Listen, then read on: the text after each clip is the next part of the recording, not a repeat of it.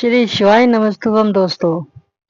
आज हम जानेंगे कि सावन के सोमवार व्रत कथा हम आपको आज सुनाने जा रहे हैं। जय भोलेनाथ, हर हर महादेव। आप सभी पर महादेव की कृपा सदा बनी रहे।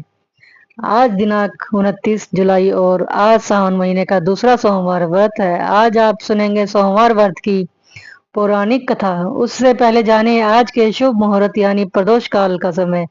आज में 29 जुलाई को सूर्योदय होने सुबह 6 बजे और सूर्य शाम 6 बजकर प्रदोष काल का समय सूर्यास्त के 45 मिनट पहले और 45 मिनट बाद का माना जाता है। तो आज प्रदोष काल का समय शाम 6 बज के 20 मिनट से होगा और 7:51 तक रहेगा। मान्यता है कि इस टाइम पर पूजा को भोलेनाथ बहुत जल्दी स्वीकार कर लेते हैं। ब्रह्म मुहूर्त का समय तो चला गया है और अमृत काल 6:01 से चलता है और 7:50 तक रहेगा। तो आप ब्रह्म मुहूर्त से लेकर अमृत काल में सुबह की पूजा कर सकते हैं। अब सुनिए आज की कथा का शुभारंभ ले करने से पहले सब मिलकर भगवान शिव की स्तुति करते हैं। भगवान शिव की स्तुति का पाठ करने से हर संकट से मुक्ति मिलती है और सभी मनोकामनाएं भी पूरी हो जाती है।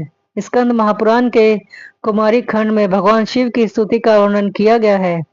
आप भी भोलेनाथ की कृपा प्राप्त करने चाहते हैं तो चलिए आपको सुनाते हैं भगवान शिव की स्तुति। हिंदी में स्कंद जी बोले, जो सब प्रकार के रोग शोक से रहित है, उन कल्याण स्वरूप भगवान शिव को नमस्कार है। जो सबके भीतर मन रूप से निवास करते हैं, उन भगवान को शिव को नमस्कार है। संपूर्ण देवता से पूजित भगवान शंकर को नमस्कार है। भक्त जनों पर निरंतर कृपा करने वाले आप भगवान महेश्वर को नमस्कार है। सबकी उत्पत्ति के कारण भगवान शिव को नमस्कार है। भगवान आप भव के उदर अर्थात संसार के कष्ट को दूर करते हैं, आपको नमस्कार है। कामदेव का विध्वंस करने वाले आपको नमस्कार है। आप गुण भाव से महान व्रत का पालन करने वाले हैं, आपको नमस्कार है। आप माया रूपी गहन वन के आश्रय में है अथवा सबको आश्रय देने वाला आपका स्वरूप योग माया समावर्तन के कारण दुर्लभ है, आपको नमस्कार है। प्रलय काल में जगत का संहार करने वाले सर्व नामधारी आपको नमस्कार है। नमस्कार है। शिव रूप आपको नमस्कार है। आप पुरातन सिद्ध रूप है, मैं आपको नमस्कार है। काल रूप को आपको नमस्कार है।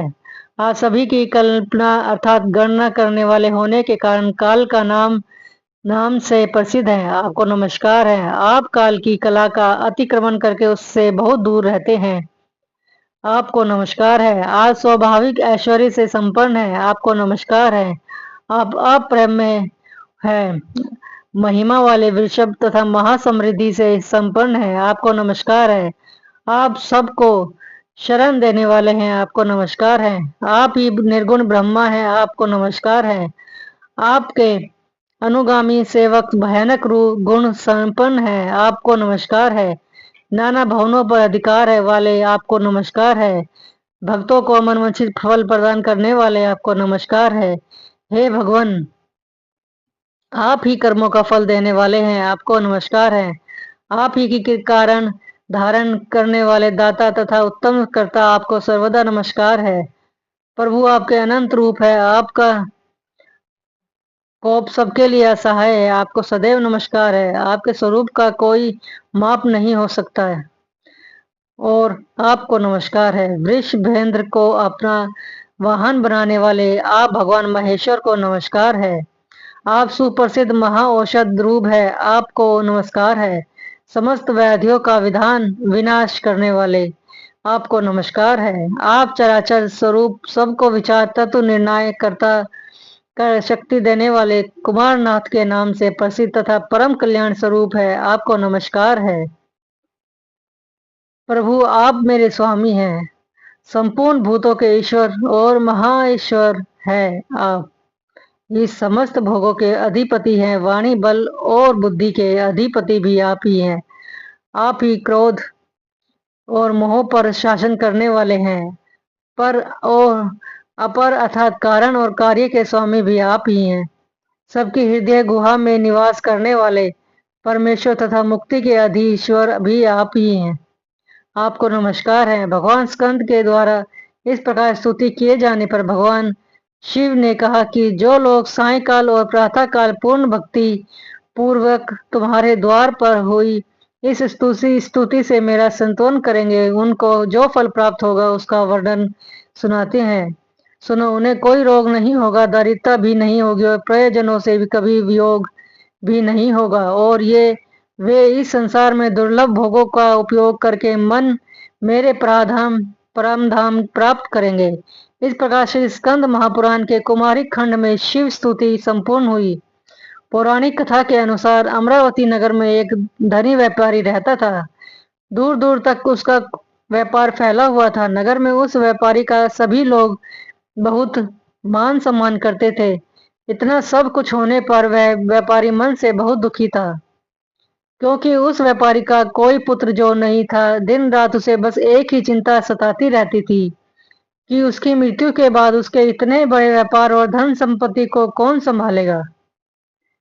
इसकी पुत्र प्राप्ति की इच्छा से वह व्यापारी हर सोमवार भगवान शिव की व्रत और पूजन किया करता था। सायंकाल को वह व्यापारी शिव मंदिर में जाकर भगवान शिव के सामने घी का दीपक भी जलाता था। उस व्यापारी की भक्ति देखकर एक दिन देवी पार्वती ने भगवान शिव से कहा, हे प्रभु, यह व्यापारी आपका सच्चा भक्त है। कितने दिनों से यह सोमवार का व्रत और पूजा कर रहा है। भगवान आप इस व्यापारी की मनोकामना अवश्य पूर्ण करें। तब भगवान शिव बोले, मुस्कुराते हुए बोले, हे पार्वती, इस संसार में सबको उसके कर्म के अनुसार फल की प्राप्ति होती है। प्राणी जैसा कर्म करते हैं उन्हें वैसा ही फल मिलता है। इसके बाद अगर उसके बाद भी देवी पार्वती नहीं मानी। उन्होंने बार बार आग्रह करते हुए कहा, महादेव, हे प्रभु, आपको इस व्यापारी की इच्छा पूरी करनी ही पड़ेगी। यह आपका अन्य भक्त है। हर प्रकार हर सोमवार आपका विधिवत व्रत रखता है और पूजा अर्चना के बाद आपको भोग लगाकर एक ही समय भोजन भी ग्रहण करता है। आपको इसे पुत्र प्राप्ति का वरदान तो देना ही होगा। हे प्रभु।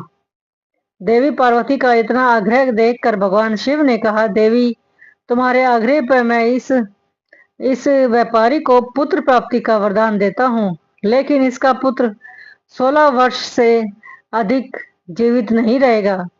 उसी रात भगवान शिव ने सपन में उसे व्यापारी को दर्शन देकर कहा, तो उसे पुत्र प्राप्ति का वरदान दिया और उसके पुत्र के 16 वर्ष तक जीवित रहने की बात भी बताई। भगवान के वरदान से उस व्यापारी को खुशी तो हुई, लेकिन पुत्र की अल्प आयु की चिंता ने उस खुशी को नष्ट कर दिया। व्यापारी अब भी पहले की तरह सोमवार का विधिवत व्रत करता रहा। कुछ महीने पश्चात उसके घर एक बहुत ही सुंदर पुत्र उत्पन्न हुआ।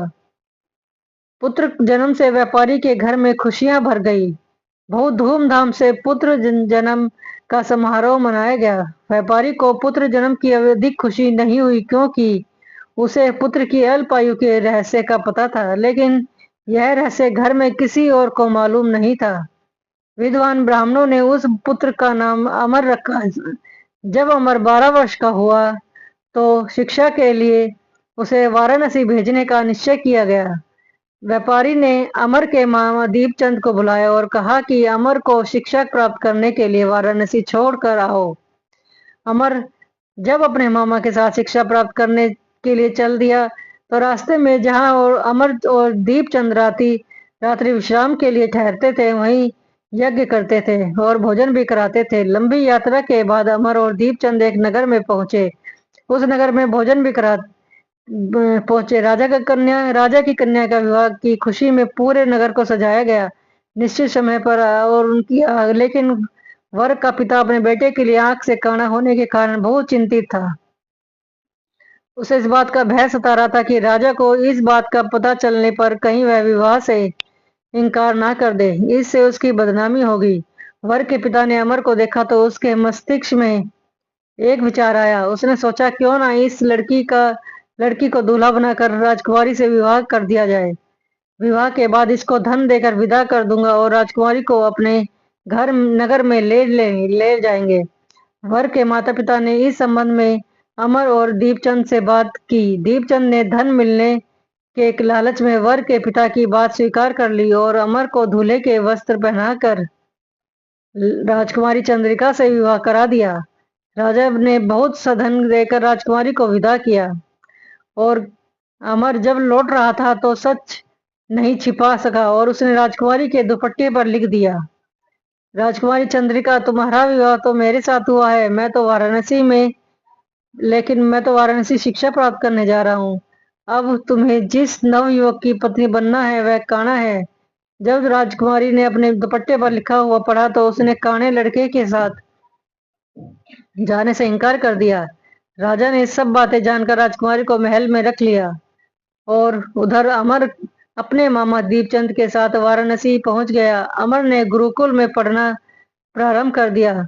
जब अमर की आयु वर्ष भर 16 वर्ष की हुई तो उसने यज्ञ किया। यज्ञ की समाप्ति पर ब्राह्मणों को भोजन कराया और खूब अन्न वस्त्र का दान दिया और रात को अमर अपने सो गया। शिवजी के वरदान के अनुसार शयन अवस्था में ही अमर के प्राण पखेरु उड़ गए। सूर्योदय पर मामा अमर को मृत देखकर रोने पीटने लगा। आसपास के लोग भी एकत्र होकर दुख प्रकट करने लगे। माता के रोने विलाप करने के स्वर समीप से गुजरते हुए भगवान शिव और पार्वती माता ने सुने। तब माता पार्वती ने भगवान से कहा, प्राणनाथ, मुझसे इसके रोने के स्वर सहन नहीं हो रहा, आप इस व्यक्ति के कष्ट को अवश्य दूर कीजिए। भगवान शिव ने जब भगवान शिव ने देवी पार्वती के साथ अदृश्य रूप में जाकर अमर को देखा तो पार्वती जी बोली, हे देव, यह तो उसी व्यापारी का पुत्र है जिसे मैंने 16 वर्ष की आयु का वरदान दिया था। आज इसकी आयु तो पूरी हो गई। देवी पार्वती ने कहा, फिर भगवान शिव से निवेदन किया, और आप इस लड़के को जीवित कर दीजिए, नहीं तो इस लड़के के माता पिता पुत्र की मृत्यु के कारण रो रो कर अपने प्राण का त्याग कर देंगे। इस लड़के का पिता तो आपका परम भक्त है, वर्षों से सोमवार का व्रत करते हुए आपको भोग लगा रहा है। माता पार्वती के बार बार आग्रह करने पर भगवान शिव ने उस लड़के को जीवित होने का वरदान दे दिया और कुछ ही क्षणों में वह जीवित होकर उठ बैठा। फिर शिक्षा समाप्त करके अमर मामा के साथ अपने नगर की ओर चल दिया। दोनों चलते हुए उसी नगर में पहुंचे जहां अमर का विवाह हुआ था। उस नगर में भी अमर ने यज्ञ का आयोजन किया। समीप से गुजरते हुए नगर के राजा यज्ञ का आयोजन देखा, तब राजा ने अमर को तुरंत पहचान लिया। यज्ञ समाप्त होने पर राजा अमर और उसके मामा को महल में ले आया और कुछ दिन बाद उन्हें महल में रखकर बहुत सारा धन वस्त्र देकर राजकुमारी के साथ विदा कर दिया। रास्ते में सुरक्षा के लिए राजा ने बहुत से सैनिकों को भी साथ भेज दिया।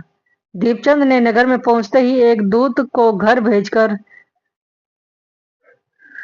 अपने आने की सूचना भेजी। अपने बेटे अमर के जीवित वापस लौटने की सूचना से व्यापारी बहुत प्रसन्न हुआ। व्यापारी ने अपनी पत्नी के साथ स्वयं को एक कमरे में बंद कर रखा था। भूखे प्यासे रहकर व्यापारी और उसकी पत्नी बेटे की प्रतीक्षा कर रहे थे।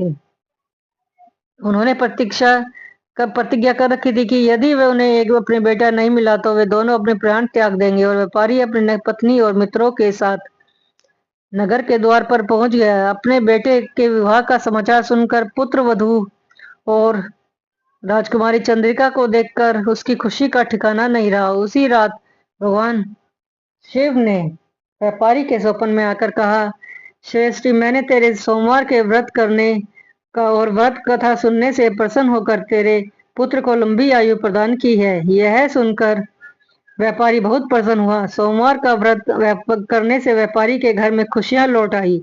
शास्त्रों में लिखा है कि जो स्त्री पुरुष सोमवार को विधिवत व्रत करते हैं और व्रत कथा सुनते हैं, उनकी सभी इच्छाएं महादेव की कृपा से पूरी हो जाती है। सोमवार व्रत कथा समाप्त। अब सुनिए भगवान शिव और माता पार्वती की कथा। एक बार भगवान शिव देवी पार्वती के साथ हरिद्वार भ्रमण पर थे। पार्वती जी ने वहां देखा कि सहस्त्र मनुष्य गंगा में स्नान कर रहे हैं। हर हर गंगे कहते चले जा रहे हैं, परंतु सभी दुखी हैं, पर पाप प्रायण है। तब देवी माँ पार्वती जी ने बड़े आश्चर्य से भोलेनाथ से पूछा, हे देव, गंगा में इतनी बार स्नान करने पर भी अनेक पाप और दुखों का नाश क्यों नहीं होता?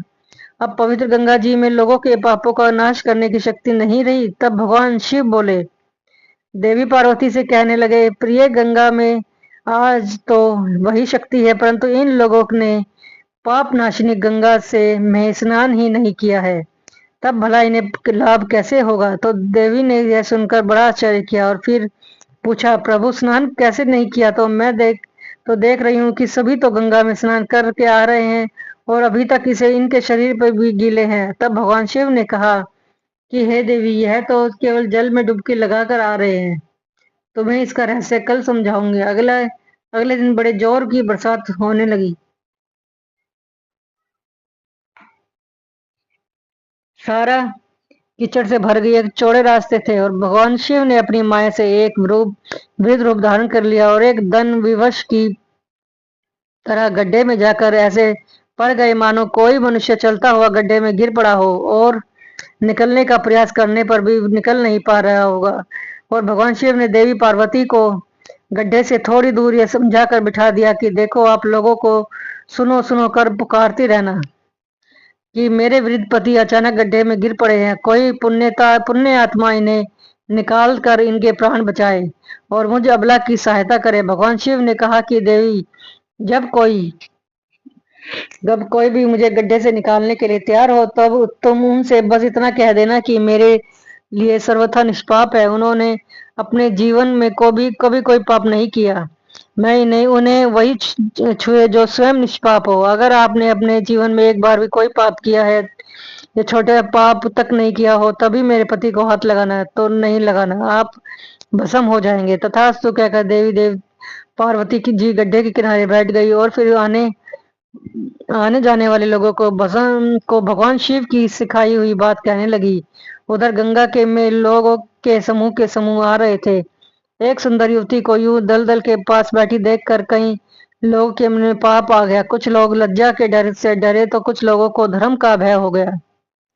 कुछ लोगों को कानून से डर लगा तो कुछ लोगों ने पार्वती जी को यह भी सुना दिया कि मरने दे उस बुढ़े को। और अरे क्या उसके लिए रो रही है। अगर और कोई दया से चार पुरुष भी हो, उन्होंने करुणा लेकर युवती के पति को निकालना चाहा, लेकिन जैसे ही उन्होंने उन वृद्ध को वहां से हटाना चाहा, तभी देवी पार्वती के वचन सुनकर वे भी रुक गए कि जो निष्पाप केवल वही उन्हें छुए, नहीं तो भस्म हो जाएंगे। उन्होंने सोचा कि हम तो गंगा नहा के आए हैं, तो क्या हम हुआ, पापी तो है, पर इस प्रकार उन वृद्ध को निकालने के कारण कहीं इस स्त्री के कहे अनुसार हम खुद भस्म ना हो जाए। इस तरह सोचकर किसी की हिम्मत नहीं हुई वे उस वृद्ध को दलदल से निकालने की। सैकड़ों लोग आए और पूछकर चले गए। सुबह से शाम हो चली, तब भगवान शिव ने देवी पार्वती से कहा, देखो, आया कोई सच्चे हृदय से गंगा जी में नहाने के वाला। तभी कुछ देर बाद एक जवान हाथ में लोटा लिए हर हर गंगे कहता हुआ वहां से निकला और देवी पार्वती ने उससे भी वही बात कही। उस नवयुवक को करुणा से बताया और उसे भगवान शिव को गड्ढे से निकालने की तैयारी भी की। तभी देवी पार्वती ने उसे रोका और कहा कि भाई, अगर तुम पूरी तरह से निष्पाप हो तो तभी मेरे पति को छूना, क्योंकि अगर तुमने जरा भी पाप किया होगा तो मेरे पति को छूते ही तुम भस्म हो जाओगे। लेकिन उस नवयुवक ने बिना कोई संकोच के दृढ़ निश्चय के साथ माता पार्वती से कहा, मैं माते, मेरे निष्पाप होने में तुम्हें संदेह क्यों होगा। आपको नहीं दिखता कि मैं अभी अभी गंगा जी में स्नान करके आया हूँ। गंगा जी में गोता लगाने के बाद कभी पाप रहते हैं। भला आपके पति को मैं अभी तुरंत निकालता हूँ। कहते ही उस नवयुवक ने वृद्ध को गड्ढे से बाहर निकाल दिया। तब भगवान शिव और माता पार्वती ने उसे अधिकारी समझकर अपना असली स्वरूप प्रकट किया, उसे दर्शन देकर कृतार्थ किया। भगवान शिव ने देवी पार्वती से कहा, देवी, इतने लोगों में ये बस एक ही है जो गंगा में स्नान किया है। इस दृष्टांत के अनुसार जो लोग अपने विश्वास के केवल दंभ के एक केवल पाखंड के लिए गंगा जी में स्नान करते हैं, उन्हें वास्तविक फल नहीं मिलता। लेकिन इसका यह मतलब नहीं कि गंगा स्नान व्यर्थ जाता है। गंगा स्नान का बहुत पुण्य भी है। गंगा स्नान करने से भी पापों से मुक्ति मिल जाती है, साथ ही मोक्ष की प्राप्ति भी होती है। अब सुनिए भगवान शिव की आरती। ओम जय शिव शंकर। तो दोस्तों, कैसी लगी आपको ये वीडियो? अगर अच्छी लगी तो प्लीज हमारे चैनल को लाइक, शेयर और सब्सक्राइब कीजिए, आगे भी आप तक यह वीडियो पहुंच सके। हर हर महादेव।